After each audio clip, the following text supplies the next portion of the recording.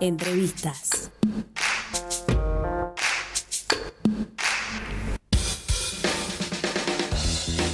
Bien, ahí la escuchábamos recién, veíamos un poco de lo que fue su trabajo, por lo que fue noticia también en su momento. Le damos la bienvenida a María Rosario Escobar, ella es kinesióloga, obviamente trabajó en el hospital de campaña durante la etapa más cruda, fuerte de la pandemia, y un poco también se viralizó por tratar de hacer que los pacientes que se encontraban en el campaña ahí tengan unas jornadas más amenas a través de su voz y de su canto.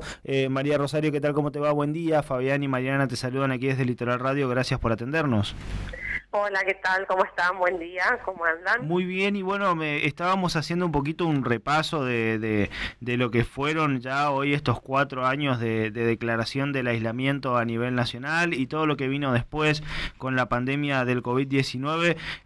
¿En qué lugar te encuentra hoy este día? Aunque parece no ser un día de recordar, digo, pero está bueno el ejercicio un poco esto de repensar lo que fueron estos 4 años y sobre todo lo que fue el tratar de pasar la pandemia de COVID. Y bueno, yo me volví a mi lugar de trabajo, yo pertenezco al Ministerio de Salud Pública, pero estoy en un centro de atención primaria, al CAPS número 2, Emilio Coni, que a este lugar pertenezco. Yo estaba en este lugar ejerciendo mi profesión cuando fui convocada para asistir a los pacientes del hospital de campaña. Eso fue por un decreto ministerial. Sí. Por la cantidad de casos que semana a semana era a pasos agigantados se ocupaban esas camas. Fuimos convocados para ir a asistir a esos pacientes. ¿Y recordás qué sentiste o qué pensaste en el momento en el que fuiste convocada, digamos? Porque no era fácil tampoco, más allá de la vocación y del trabajo que ustedes realizan habitualmente, enfrentarse a esto en un contexto tan particular como el que atravesamos nosotros. Imagino que no habrá sido sencillo tampoco. Y no, fácil no, la verdad que no. Primero que estábamos todos aterrorizados por este virus que hacía estragos en la sociedad. Aprendíamos día a día de los síntomas que daba y aparte que se morían rapidísimos, entonces íbamos aprendiendo de lo que pasaba en el cuerpo de cada persona y el temor que teníamos también a no contagiarnos. Entonces cuando uno se enteraba que tenía que ir a hacer en el campo de batalla el principal, es como que decías, ay, no me quiero ir a ese lugar, pero obvio que te daba como miedo. Pero una vez que estabas ahí y sabías que tenías que servir a la comunidad, decías, bueno, acá estoy y tengo que arremangarme y enfrentar y ayudar a todos los que se me crucen en mi camino. ¿Y lo de cantar, cómo se dio? Y lo de cantar fue muy loco. Yo amo cantar y eso se dio por un paciente que una médica a la sala que me habían asignado me pidió que lo ayudara porque estaba como entregado, no quería hacer nada, entonces me acerqué al paciente y le pregunté qué le pasaba, por qué no nos quería ayudar, porque dependía mucho también del paciente. Nosotros teníamos toda la voluntad de ayudarlo, en mi caso con ejercicio respiratorio. Sí, claro. Entonces me acerco al paciente y le digo, ¿querés colaborar? Porque te va a ayudar haciendo ejercicio respiratorio en tu ventilación, para mejorar tu capacidad pulmonar. Entonces me dijo que no, que se quería ir a su casa, él era del interior, que se quería ir a su casa a escuchar su radio, que no la pudo traer. Entonces le digo, bueno, ¿pero qué escuchás en tu radio? Y me dijo, chamamé. Yo escucho siempre chamamé. Entonces le dije, vamos a hacer un trato, vos haces lo que yo te pido, que te va a ayudar un montón, y yo después te voy a cantar un chamamé.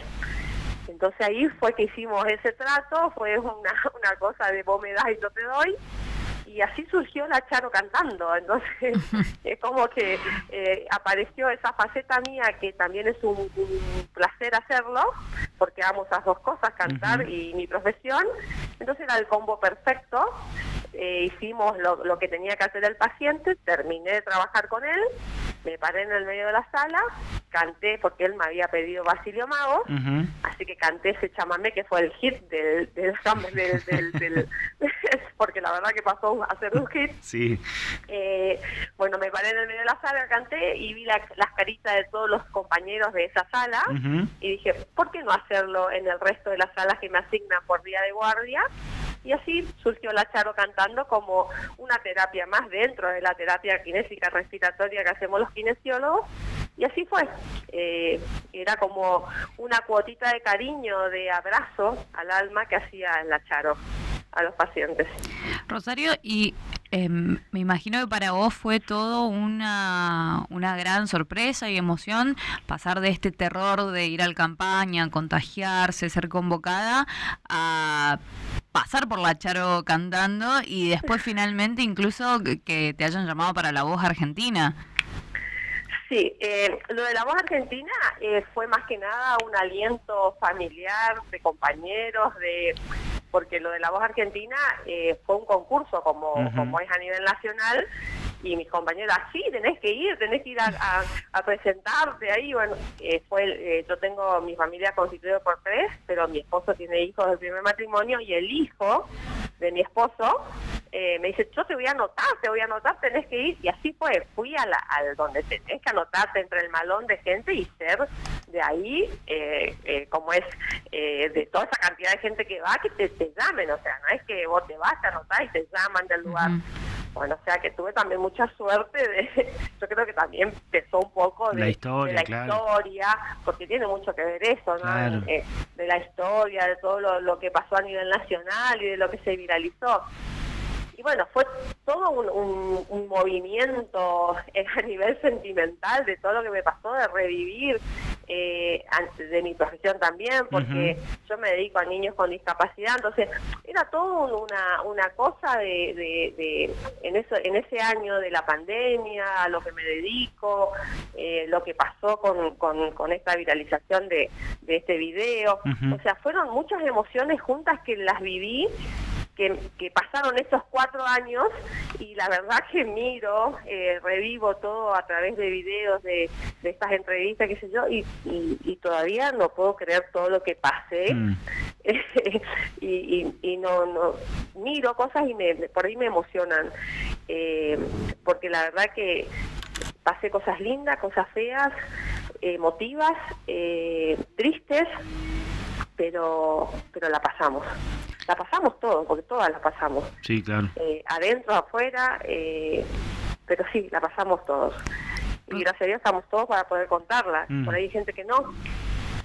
Pero Rosario, en esto de la emoción, ¿no? Sí. Me imagino que habrás perdido pacientes y habrás animado a otros pacientes a seguir adelante. Por ejemplo, este hombre, el de la radio o cualquier otro, ¿te has comunicado con ellos? ¿Te han agradecido después tu aliento? Sí, familias me han agradecido, me quedé con amigos después fuera del hospital, familias enteras que todavía se siguen comunicando conmigo. De hecho, después de estas notas y cosas así, me escribe la gente, se acuerdan de cosas que yo por ahí me las olvido y ellos me hacen acordar. Fueron tantos pacientes que pasaron por nuestras manos que hay anécdotas que uno por ahí se olvida y ellos te hacen acordar. Pero sí, me quedé con amigos de ahí. No gente de la salud, sino familias que han pasado por ahí y te quedaste amigos. Aparte, seguimos relacionándonos ahora. Es lógico, digo, que pueda llegar a pasar eso, porque por ahí, para vos, no dejaba de ser tu trabajo, digamos, a esa situación, y para la gente que estaba en el hospital ya era no era trabajo, era una cuestión más de vida o muerte en algunos casos. Entonces, por ahí esas cuestiones de recordar algo que vos por ahí se te escape, también tiene lógica, digamos, no pasa porque no pasa por otra cuestión, a eso voy. Claro, pero ya no era un trabajo en realidad, ya era ir a verlo a tu familia. O sea, uno entraba al hospital y uno decía, yo voy a ir a verlo a mi abuelo, a mi tío, a mi hermano, porque ya entrabas en una vida familiar. Porque siempre veías a la misma gente, por ahí ya te ibas al otro día y no estaba, pero es como que hacías guardias tan seguidas que veías como una familia todo lo que estaba ahí. No, como viste que vos salías a la calle y eran siempre con la misma gente, te cruzaba porque era la gente que podía salir a la calle, era el personal esencial al que más veías en la calle. No, el resto de la gente estaba guardada. Sí, claro. Entonces siempre se veía con las mismas caras a la misma hora. Bueno, lo mismo pasaba en el hospital, la gente que iba rotando era el paciente que entraba o que salía, pero generalmente era casi la misma gente que te cruzabas. Entonces era tu familia en ese momento. En todo ese tiempo de pandemia viviste con la misma gente. Así que pasó a ser tu familia. ¿Y sentís que algo cambió? Nosotros por ahí hablábamos en torno a hábitos que la gente ha dejado de hacer y que algunos que han quedado. Digo, en un momento tu profesión, la kinesiología, como los de terapias, los intensivistas, eran como muy requeridos, muy valorados. Hoy eso, ¿en qué quedó? ¿Sentís que cambió? ¿Sentís que esa apuesta se redobla como para tener más kinesiólogos, más intensivistas? O por lo menos en tu caso, ¿cómo ves eso? Yo creo que se valoró más el trabajo kinésico. La kinesiología en realidad abarca mucho. Sí. No es solamente que sacamos el catarrito, ¿no? Sí. La kinesiología hace mucho, es muy y aparte, Rosario, creo que uno lo tiene asociado a cuestiones vinculadas a lo muscular, a lo de traumas, rehabilitación deportiva. No lo hubiese imaginado nunca con rehabilitación pulmonar, por ejemplo, o para volver a respirar normalmente.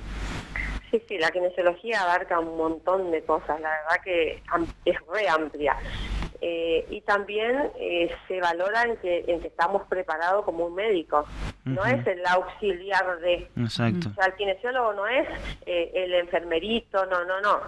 En la pandemia, el enfermero, el kinesiólogo y el médico estábamos al mismo nivel, porque todos aportábamos a la par. El enfermero trabajó un montón con el paciente, el kinesiólogo, ni te digo, y el médico también. O sea, era el trío perfecto para que ese paciente pueda salir adelante. O sea, sin estas tres patas y la parte de salud mental también, o sea, todos los que estábamos ahí dentro del hospital, pero a nivel salud, o sea, a nivel medicinal, médico, salud mental, enfermería, medicina, o sea, médico y kinesiólogo, eran las cuatro patas de esa cama donde estaba acostado el paciente que tenía que estar al pie del cañón. Al pie del cañón, porque el paciente necesitaba eso para poder estar. Salud mental hizo un trabajo descomunal dentro del hospital de campaña. Rosario, mucho se había hablado justamente durante la pandemia de la importancia del personal de la salud y de un momento histórico para ver las condiciones económicas en las cuales mantenemos a nuestros médicos, kinesiólogos, enfermeros, profesionales, todos de la salud, uno de las patas, creo que la más importante de un sistema en una nación. ¿Sentís que eso se valoró? ¿Cambió? ¿No cambió? Hoy, ¿cuáles son las condiciones que enfrentan económicamente las personas que trabajan en salud? No, y siguen siendo bajas, o sea, seguimos siendo bajas. Yo creo que del mundo el país que más bajo está arancelado el médico. Todos los de salud sigue siendo bajo. Para el trabajo que tenemos sigue siendo bajo. Estamos por debajo de lo que tiene que cobrar un médico realmente.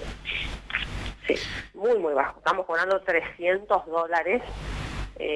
O sea, es bajísimo. Sí. Claro. Bajísimo. Veía el otro día que Chile, todos esos lugares cobran una barbaridad. Uruguay, nosotros estamos muy bajos, muy, muy bajos. Tenemos que subir un poquito más. Y todo sube y la salud estamos ahí. Vos sabés que arrancábamos por ahí un poquito el programa pensando en esto, en todo lo que por ahí pasamos y que hoy ya después de 4 años pareciera como que no pasó nada, porque hay muchas cosas que en un momento se ponderaban y hoy siguen igual, como esto que vos estás contando, desde lo más pequeño a lo más grande, como pueden ser los hábitos de cada uno. Hoy lo único creo que puede quedar es alguno que utilice un alcohol en gel o que utilice un poquito de alcohol con agua. Después no queda mucho más de lo que fue la pandemia, pero a vos como médica, como kinesióloga, digo, ¿cómo afrontás tu labor después de haber pasado por eso? Porque imagino que te cambió y bien lo contabas. Vos que decís que trabajás con chiquitos con discapacidad, entonces, ¿cómo afrontás tu día a día después de todo eso? Y yo sigo con más cuidados que antes, yo no bajé los brazos, yo sigo usando barbijo para trabajar, que antes no lo hacía, yo hasta antes de la pandemia solamente usaba barbijo cuando atendía a pacientes con problemas respiratorios, no, ahora atiendo con barbijo siempre.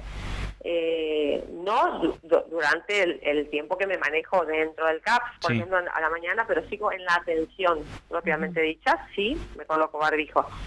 Ya no como antes, que uno solamente se colocaba para la atención del paciente con afección respiratoria, como protegiéndole al paciente o protegiéndote vos.